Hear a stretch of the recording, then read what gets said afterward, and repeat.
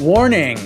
You're about to experience Metamodernism Uncensored, a podcast for diagnosing the cultural rot of the postmodern world and searching for real truth. It's time to question everything, especially yourself. Welcome to Metamodernism Uncensored, the podcast diagnosing our postmodern world and its cultural rot, and attempting to push through to achieve metamodern synthesis. Glad to be here for this one. It's a heavy one today. It really is. I mean, have you ever looked at the national debt clock or just, watched a press briefing on the evening news and felt this surreal sensation that you were basically watching a disaster unfold in slow motion? Oh yeah, like watching a train wreck, but everyone's just complaining about the dining car menu. Right. Exactly. The numbers are just spinning completely out of control. Global tensions are boiling over. And yet the people in charge seem, totally preoccupied with arguing about the catering. Yeah, the orchestra is still playing, the champagne is pouring. And anyone who points out that the water is pooling around their ankles is treated like a total nuisance. Well, that disconnect, that gap between the looming catastrophe and the completely mundane bureaucracy trying to manage it, is incredibly jarring. And you feel it. The public feels it, right? Absolutely. And that is the exact psychological starting point for the text we're unpacking in today's deep dive.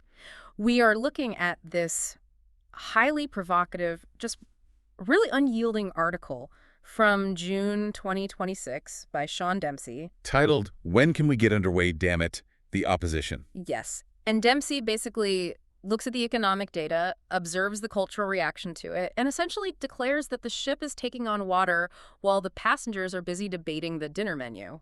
Okay, so let's unpack this. We're going to examine Dempsey's argument through two very distinct lenses today. First, economic populism. Right, the current world. Exactly. We want to understand how Dempsey articulates the frustration of the ordinary people, the folks down in the boiler room, Yeah. the ones who know they're going to ultimately foot the bill for the mistakes of the first-class elites running the ship. Yeah, the people who actually feel the water first. Exactly. And second, we want to look at this through the lens of metamodern synthesis. So if this postmodern denial of reality, this cultural rot that we talk about on the show, is as deep as Dempsey claims, how do we push through it? How do we survive the icy waters? Right. If the ship is sinking, how do we acknowledge the narratives we've built while finally confronting the undeniable physical reality of the iceberg we just hit? Well, before we dive into the mechanics of that iceberg, I think it is really worth grounding ourselves in the context of the source material. Yeah, that's important. Give us the disclaimer. Right, so to you listening, you need to know that Dempsey's writing here is sharp, it is highly politically charged, and it is firmly rooted in a libertarian and conservative framework. Very much so. So, our objective here on this deep dive isn't to endorse his specific political viewpoints or to take sides or declare his worldview as absolute truth. We are just here to impartially dissect the anatomy of his argument. We're just the guides.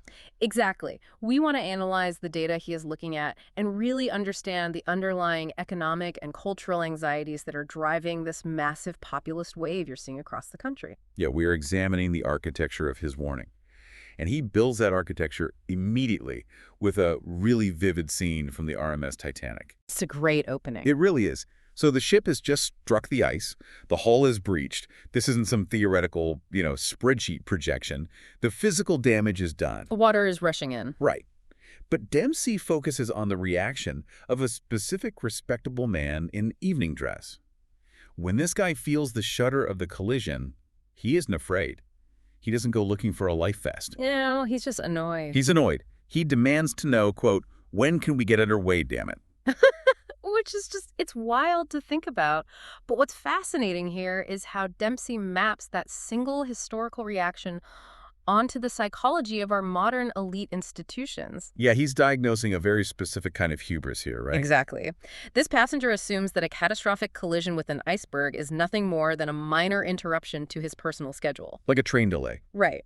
And Dempsey argues this perfectly mirrors he calls it the perfumed credential hubris of the well-born and well-served in America today. The people running the show. Yeah, he's talking about Treasury officials, central bankers, think tank directors, the people he labels the emperors of liquidity, and the hereditary nobles of the printing press. I love that phrase, hereditary nobles of the printing press. It's Well, so visceral. yeah. He suggests they operate under this complete delusion that a ship cannot sink simply because The proper sort of people in the proper sort of rooms declared it to be unsinkable. Because they have the right degrees. Right. They went to the Ivy League, they published the peer-reviewed papers, so the actual laws of physics must yield to their consensus. Dempsey basically claims America right now is a floating banquet held above a boiler room. And if we connect this back to that bigger picture of economic populism, I mean, this is the absolute bedrock of the working class critique today. The total detachment. Yeah, this defining characteristic of the current world is this perception that the administrative class, they don't manage reality anymore. They exclusively manage narratives. If the PR is good, the ship is fine. Yeah. Right. In their minds, if the public relations strategy is sound and the stock market hasn't panicked yet, everything is okay. The map has just entirely replaced the territory. Okay, I hear that critique, and it resonates. Yeah. But I have to push back a little here on Dempsey's framing. Sure. Play devil's advocate. Isn't it just the basic job of leaders to prevent a panic? I mean, if you are the captain of a sinking ship, running out onto the promenade deck screaming that everyone's going to drown is a total dereliction of duty. It would cause chaos. Exactly. If the orchestra stops playing, you get a stampede. People would be trampled to death before the freezing water even reaches them. So leaders are supposed to project calm, right? That's the conventional wisdom, yeah. They manage the narrative to prevent a panic while they secretly try to fix the hull. So I want you to unpack this for me. Why does Dempsey assume this behavior is malicious, insulated arrogance rather than a necessary calculated effort to keep order? That is a great question, and Dempsey draws a really hard line here between a noble lie meant to save lives and genuine, insulated delusion. He argues their error isn't a calculated PR strategy to buy time, it's actual, unadulterated hubris. They actually believe the ship is fine. Exactly. The people in the first-class lounge haven't reasoned out that the ship is safe based on the physics of the hull or the water pumps. They simply heard it from other respectable people in tuxedos, and so it became, true enough for dinner. Wow. So they're victims of their own echo chamber. In his view, yeah. They aren't bravely holding back a panic so the lifeboats can be loaded. They are just so insulated by their wealth and their status that they genuinely do not believe the cold water applies to them. Which brings us right to the heart of the metamodern crisis, honestly. Because this administrative mindset Dempsey is describing, it is the ultimate peak expression of postmodernism. Oh, completely. The idea that reality is entirely socially constructed. Right. If all the experts agree the ship is fine, and the media reports the ship is fine, and the cultural discourse reflects that the ship is fine, then the ship is fine. Because truth is just a byproduct of language and institutional power to a postmodernist. But the freezing water of the Atlantic Ocean pouring into the lower decks does not care about your social construct. No, it does not. You cannot deconstruct hypothermia. That's it, exactly. The water entering the hull represents the brutal return of objective physical reality. Postmodernism allows you to sit in a university faculty lounge and debate the semantics of a structural deficit all day long. It's all just discourse. Right. But metamodernism, metamodern synthesis, is the agonizing realization that eventually the physical world demands a reckoning. You can control the narrative, but you cannot control the arithmetic. Man. And here is where it gets really interesting, because Dempsey moves us out of that metaphorical lounge and he forces us to look at that literal arithmetic. Yeah. We go down into the boiler room. And the numbers are grim. The numbers he cites from June 2026 are just staggering.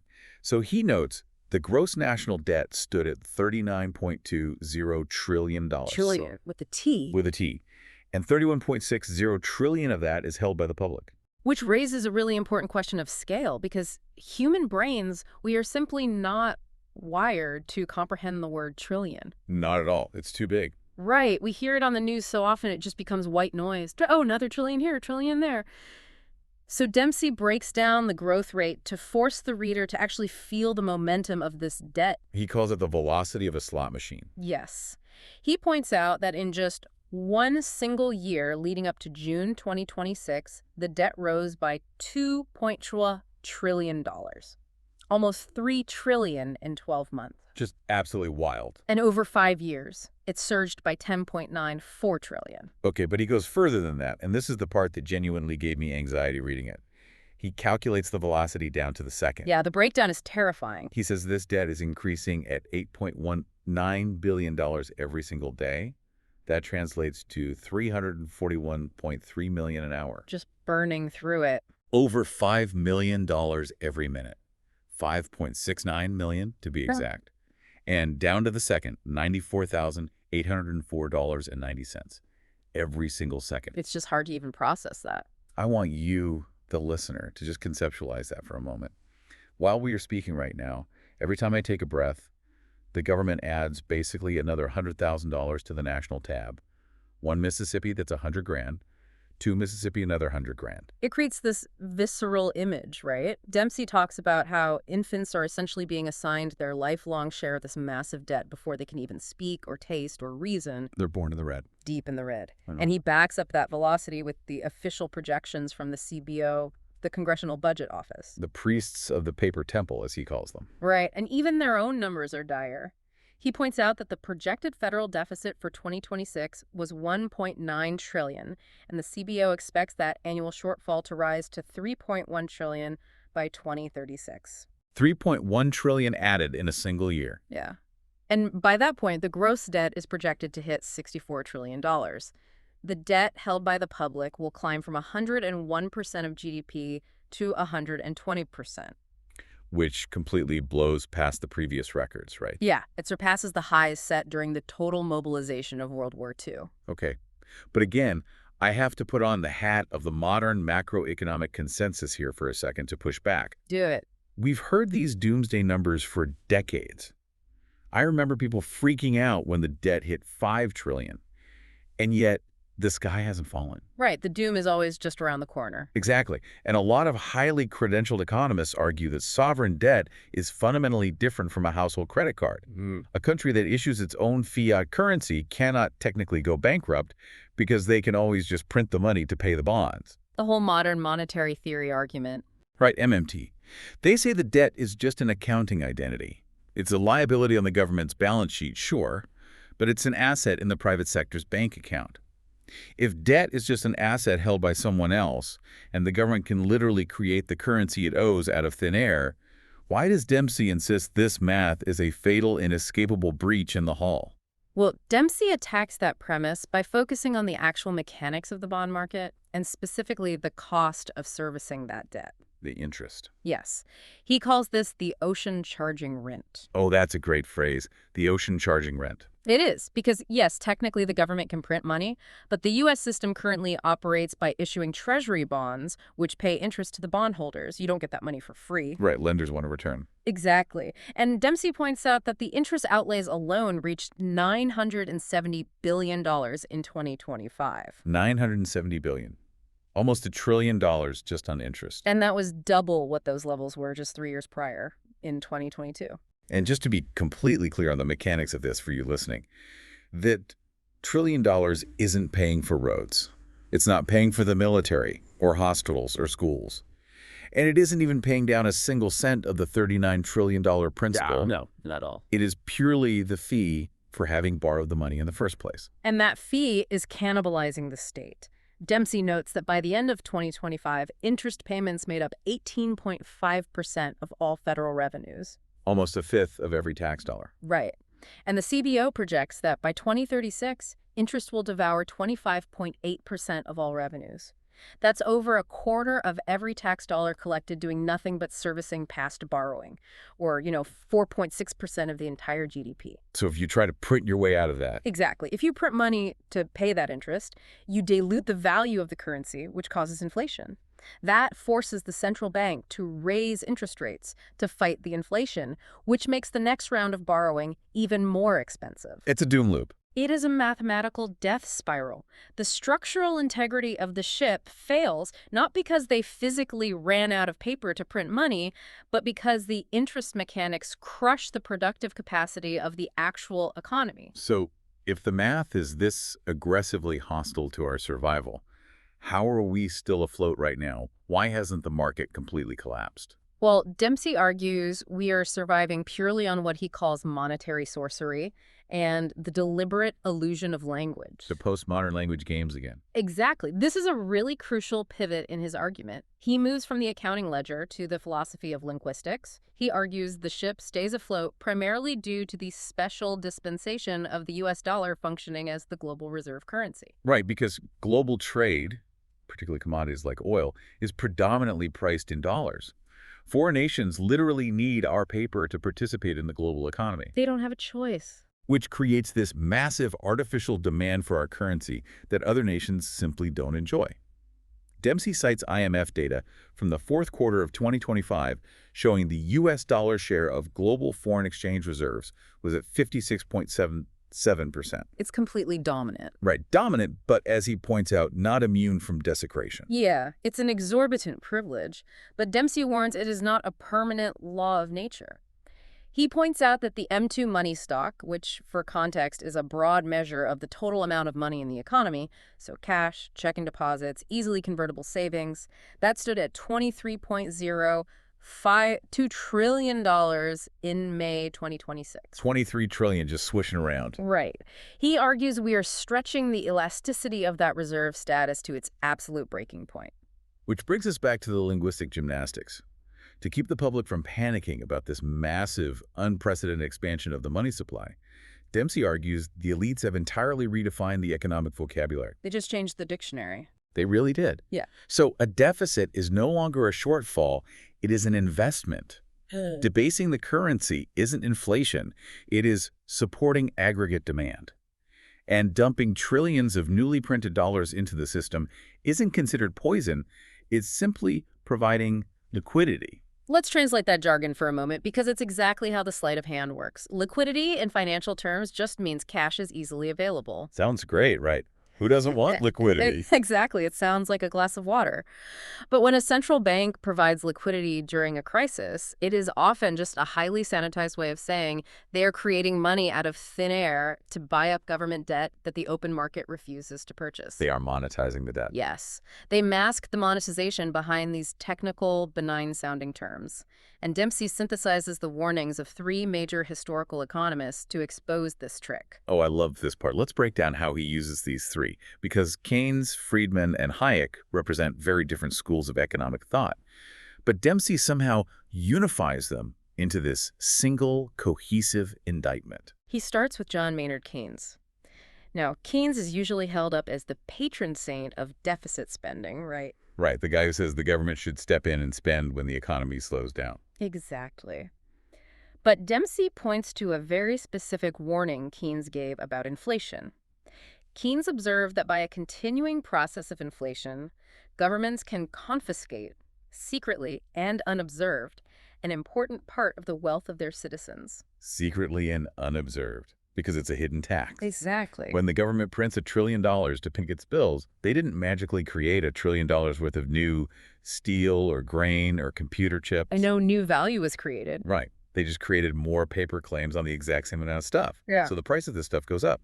You don't see a deduction on your pay stub labeled inflation tax, but suddenly your rent and your groceries cost 20% more. Your purchasing power was confiscated. And transferred directly to the state's ledger to pay for their deficit. It's insidious. Then Dempsey brings in Milton Friedman, the monetarist.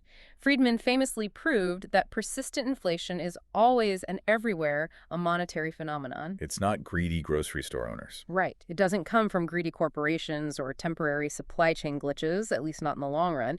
It comes directly from a central bank expanding the money supply faster than economic output. And then he brings in Hayek. Friedrich Hayek, the Austrian school economist. Hayek argued that the curious task of economics is to demonstrate to men how little they truly know about what they imagine they can design. The fatal conceit. Yes, the sheer arrogance of central planning. So Dempsey is arguing that our leadership has managed to violate the core warnings of all three of these titans simultaneously. It's like a trifecta of terrible policy. We built a machine that secretly confiscates wealth through inflation, just as Keynes warned. We did it by recklessly expanding the money supply, exactly as Friedman warned.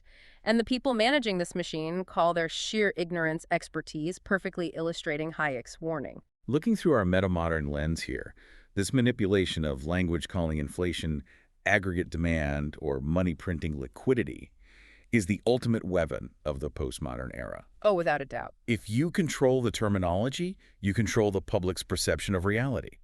If you tell the passengers that the water rushing into the lower decks is just a transitory liquid expansion, well, they might stay calm and finish their steaks. But metamodernism requires us to acknowledge that eventually the physical world completely rejects the linguistic cover-up. Yeah, water is water. And Dempsey writes this incredible line about this. He says, quote, "A throne remains a throne until the subjects stop kneeling." It's such a powerful image. It really is. It reminds me of that classic cartoon trope with Wile E. Coyote. Oh yeah, running off the cliff. Exactly. He's chasing the roadrunner. He runs straight off the edge of the canyon, and his legs just keep spinning. He is suspended in midair, completely fine. Yep. I mean, he thinks he's fine until he looks down. Right, gravity only works when you acknowledge it in the cartoons. Yes. Once he looks down and realizes there is no solid ground beneath his feet, the cartoon physics evaporates, real gravity takes over, and he just plummets. Twat. So, is Dempsey essentially arguing here that America has already run off a fiscal cliff, and our status as a global reserve currency is just the cartoon physics keeping us suspended in midair? That analogy captures the mechanics perfectly. The global demand for the dollar, that exorbitant privilege, is what keeps us suspended. As long as the rest of the world continues to price their oil in dollars and hold our treasuries in their central banks, we don't fall. But the ground is still gone. But Dempsey's point is that gravity, the mathematical reality of compounded interest, is absolute. It does not actually require you to look down for it to exist. The math is compounding whether the global market acknowledges it today or not. And eventually, the sheer weight of the debt will just snap the suspension. And as if the domestic fiscal disease wasn't enough to sink us, Dempsey forces us to look at how this borrowed money is actually being spent. The imperial disease. Right. He argues you cannot separate the hubris at home from the hubris abroad. The economic rot and the imperial overreach are two sides of the exact same coin. They feed each other. He brings in the founding fathers here to really drive this home, specifically James Madison and George Washington, to highlight just how far the ship has drifted from its original architectural design. What did Madison say? Well, Madison explicitly warned that war is the parent of armies, debts, and taxes. He viewed those three things as the primary instrument used to dominate the many by the few. War is the parent of debt. That's exactly what we're seeing. And Washington, in his farewell address, he practically begged future generations to avoid throwing the burdens of their present conflicts onto posterity. Don't make your grandkids pay for your wars. Exactly. And how did we honor that architecture? Dempsey provides the receipts. From fiscal years 2022 through 2026, total U.S. defense funding hit roughly $4.6 trillion. $4.6 trillion. And just the base defense appropriations alone were $4.3 trillion. But that is just the baseline peacetime, well, quote-unquote, peacetime budget. Right. He pulls data from Brown University's Costs of War project, which is just sobering. It really is. They calculated that the post-9/11 wars alone have cost the United States around $8 trillion. And again, because we didn't raise taxes or sell war bonds to pay for those wars like we did in the past, we just borrowed the money. Printed and borrowed. So that $8 trillion will compound with interest for decades. Furthermore, the human and financial toll continues long after the troops actually come home. The Brown University study projects that the future costs of caring for the veterans of those specific post-9/11 conflicts will be somewhere between $2.2 and $2.5 trillion by the year 2050. $2.5 trillion just for veteran care. Yes. Dempsey uses this to show the raw intergenerational theft taking place. We are literally billing our grandchildren for wars that ended before they were born. But I think the most striking part of this section is how he ties the military expansion back to the linguistic gymnastics we talked about earlier with the economy. Redefining words again. Exactly. Just like they redefine deficits as investments, they redefine war to bypass the law. Dempsey refers to the U.S. Constitution as, quote, poor antique thing that still mutters about Congress having the sole power to declare war. Which they haven't done since World War II. Right. Formal declarations of war have basically become a superstition in Washington. The War Powers Resolution of 1973, which was supposed to check the president's military reach, is just routinely ignored by the executive branch. And Congress lets them ignore it because they don't want to take a tough vote and be held politically accountable. Exactly. Because the government doesn't fight wars anymore. They conduct operations. Ah. Dempsey lists this incredibly sterilized vocabulary used to mask military violence. Oh, read the list. It's so dystopian. It's like responses, partnerships, missions, deployments, deterrence. And then there's this one, my personal favorite, in a really dark way. Humanitarian kinetic engagements. Humanitarian kinetic engagements. I mean, it is a phrase utterly devoid of human reality. It sounds like a physics experiment at MIT, not an action that involves dropping high explosives on civilian infrastructure. If we look at this through the lens of economic populism, this sterilized vocabulary is a massive driver of working-class resentment. Because they're the ones fighting it. Yes. The people down in the boiler room are the ones whose labor is taxed, whose savings are inflated away by the money printing, and whose children are sent overseas to execute these humanitarian kinetic engagements. They bear all the physical cost. They do. They are guarding a global empire that refuses to even admit it is an empire. Meanwhile, the elites up in the first-class lounge manage the geopolitical optics and profit from the defense contracts. It is profound disconnect where the working class feels they're exchanging their lives and their economic future for promises that haven't just been broken, they've been completely rewritten. So, if this is all true, if the debt is compounding at nearly $100,000 a second, if the interest payments are structurally swallowing the tax base, and if the military commitments are stretching the empire incredibly thin, why isn't there a run on the banks tomorrow morning? Why aren't people panicking in the streets? All right, why is the public so calm? Why hasn't the global market priced in this apocalyptic math? Well, that brings us to how human beings process looming, slow-moving catastrophes. Dempsey transitions from the Titanic to another historical disaster to explain this psychological phenomenon. Pompeii and the eruption of Mount Vesuvius. He makes this incredibly profound observation about Vesuvius.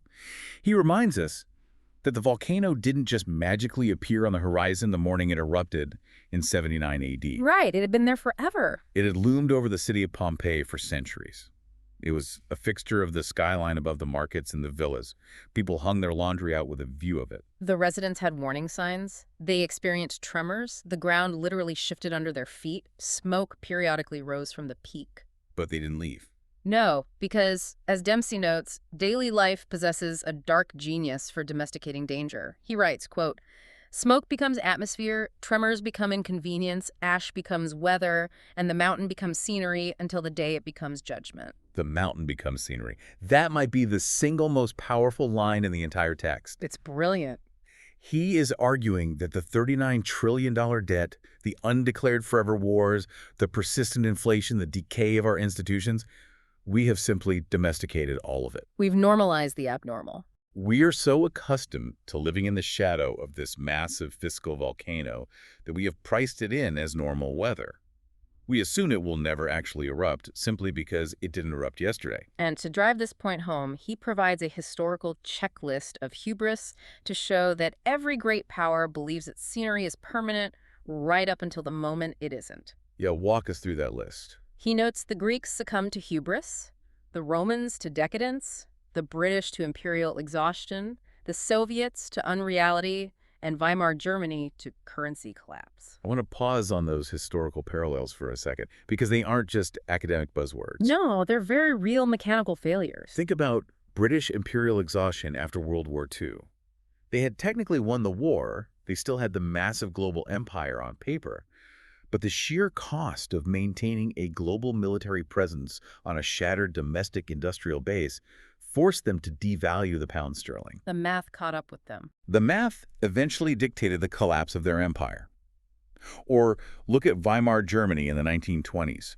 They tried to solve an impossible debt-burdened war reparations by just firing up the printing presses and printing the paper mark. Providing liquidity. Exactly, providing liquidity. The money supply expanded, the purchasing power collapsed, and the resulting hyperinflation completely wiped out the middle class and paved the way for totalitarianism. Dempsey is asking a very uncomfortable question here. What makes America exempt from these exact same mechanical failures? And his satirical answer is that, well, America has a PowerPoint. A PowerPoint. He envisions the modern administrative state's response to the sinking ship not as a desperate scramble for survival, but as a heavily credentialed procurement process. Oh, this part was hilarious, but also kind of depressing. Right. Instead of patching the hole in the hull, he jokes that we will procure $30,000 life jackets through a public-private partnership. Naturally. And these life jackets will be, quote, carbon neutral, equity compliant, AI enabled, and entirely unsuitable for survival. It is brilliant satire because it sounds entirely plausible. I mean, if the ship started taking on massive amounts of water tomorrow, you know for a fact we would form a congressional committee to investigate whether the iceberg was a product of foreign misinformation. We would study the water for 6 months while the ship sank. Exactly. But I think we have to address a crucial counterargument here regarding American resilience. Let's hear it. Because I read this, and the patriotic optimist in me pushes back hard. I look at the history of the United States, and it is fundamentally a history of surviving the impossible. We do have a track record. A massive track record. We survived a brutal civil war that burned half the country to the ground. We survived the Great Depression, 2 world wars, the stagflation of the 1970s, the 2008 financial collapse, a global pandemic. Every single time the doomsayers declare the American experiment over, the economy innovates its way out of the trap and we bounce back stronger. Doesn't a multi-century track record of survival prove that the underlying architecture of the ship is sound? It's a fair point, and Dempsey anticipates exactly that objection. But his counter is really chilling in its simplicity. What does he say? He states, quote, "Survival is not proof of immortality." Wow. He compares that brand of patriotic optimism to a drunkard who has survived many wild evenings, driven home safely against all odds, and therefore considers sobriety an insult to his driving skills. Oh, that's brutal. Past performance is not indicative of future results, especially when you are defying the laws of physics. Exactly. And he brings it back to the deck of the Titanic to make this point about the illusion of resilience. What happened on the deck? Well, after the ship struck the iceberg, it didn't immediately plunge into the sea. It floated for a couple of hours. And during that time, the electric lights stayed on. The tables in the first-class dining room still had crisp white linen. The orchestra famously moved out onto the deck and played music. The appearance of order and resilience was impeccably maintained. Right up until the end. Dempsey's warning is that a doomed system can retain the appearance of perfect order for quite a while. In fact, he argues that order is often most visible, most rigidly enforced, just before it becomes a memory. Order is most visible just before it becomes a memory. That thought completely shifts the paradigm of how you look at the functioning of the state today. It really does. Which brings us to the climax of this deep dive. The mission of this show is to diagnose the rot, but also to attempt metamodern synthesis. To find a way through. Right. If the water is rushing into the hull and the mountain is smoking and the interest on the debt is mathematically unsustainable, how do we push through this? How do we survive the icy waters? Well, the synthesis requires us to strip away the rhetoric and confront the bedrock physical reality. Dempsey points out that reality cannot be filibustered. You can't debate the water. You cannot negotiate with a mathematical limit. He writes that the water in the Atlantic Ocean that night was -2 degrees Celsius. That water does not care if you are a liberal or conservative. It does not care if you are an emperor of liquidity in the first-class lounge or a laborer down in steerage. He writes, quote, "A tuxedo cannot negotiate with hypothermia. A violin cannot make the ocean merciful." That is the ultimate rebuke of the postmodern mindset. It absolutely is. Postmodernism would have us sit in the lounge and debate the linguistic meaning of the water. It would frame the flooding as a social construct or a transitory liquid event that can be managed through proper messaging. Let's just rebrand the sinking. Right. But metamodern synthesis requires a radical acceptance of objective reality. It requires us to look at the terrifying truth, the -2-degree water, the 39 trillion in compounding debt, the structural decay, and rather than succumbing to nihilism or retreating into partisan denial, we have to take physical action. We have to choose reality over comfort. Dempsey frames the choices ahead of us very clearly. He asks if the passengers will prefer truth to music. Will they choose repairs over reassurance? Will they choose restraint over pageantry? Will they choose humility over what he calls the suicidal romance of speed? And it is important to note here that Dempsey isn't preaching some kind of radical asceticism. He makes it clear that national strength is not the sin. Wealth itself is not the sin. What is the sin? The fatal error is mistaking inherited advantage for personal virtue. It is mistaking our capacity to borrow money for actual productive wealth. My reference is Frédéric Bastiat, the 19th century French economist, who warned that the state is the great fiction by which everyone tries to live at everyone else's expense. A classic quote. Dempsey updates that warning for the 21st century. He says, "We have evolved that fiction. Now everyone lives at the expense of people who are not yet born." Which is just profoundly immoral when you really think about it. So the question Dempsey asks in his title, When can we get underway, damn it, is entirely the wrong question. Completely wrong. We are already underway.